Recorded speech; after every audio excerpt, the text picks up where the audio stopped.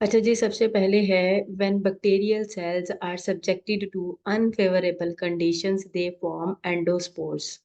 ये बहुत important MCQs है, अक्सर ये पेपर के अंदर पूछा जाता है। When bacterial cells are subjected to unfavourable conditions they form endospores. ठीक है। फिर उसके बाद है linseed rust is caused by, ये भी बहुत इंपॉर्टेंट है। ये जितने भी एमसीक्यूज हैं ये अक्सर पेपर के अंदर रिपीट होते हैं और अक्सर ये पूछे भी जा सकते हैं। ठीक है।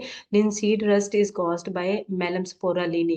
ठीक है, ये लिंसीड रस्ट का कॉजल ऑर्गेनिज्म है मैलम स्पोरालिनी।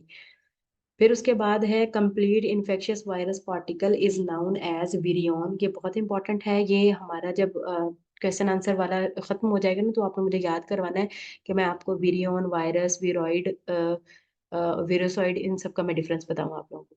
ठीक है। यहाँ पे आप लोग ये सिंपल से ये वन लाइनर याद रखें। वन लाइन याद रखें कि complete infectious virus particle is known as virion. ठीक है, ये बहुत इंपॉर्टेंट है। फिर उसके बाद है antibody is made up of proteins. Antibody जो होती है ये प्रोटीन से मिलकर बनी होती है। एंटीबॉडी पता क्या होती है? आप लोगों से आप, ये इंसान है, ठीक है, आपके ऊपर किसी पैथोजन ने हमला किया है। जब आपके ऊपर कोई पैथोजन हमला करेगा तो पैथोजन के हमले के नतीजे में आप लोगों की बॉडी में कुछ सब्सटेंसेस रिलीज होंगे, उनको हम कह देते हैं एंटीबॉडीज। तो antibodies are protein in nature, ये याद रखना है आप लोगों ने।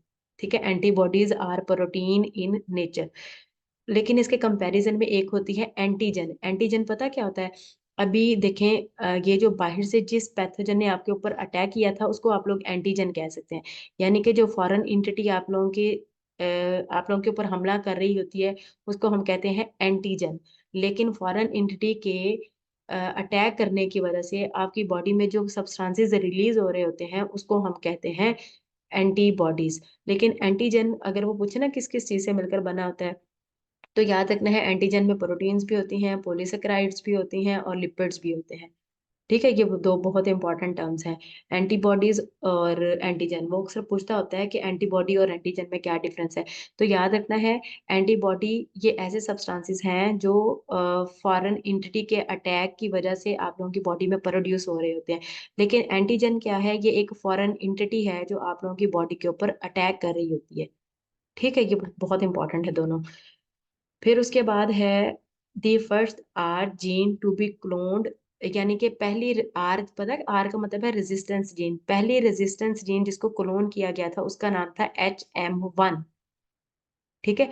और ये किस प्लांट की थी? मेज की। और मेज का साइंटिफिक नेम क्या है? जियामेज। ये पता है आप लोगों को?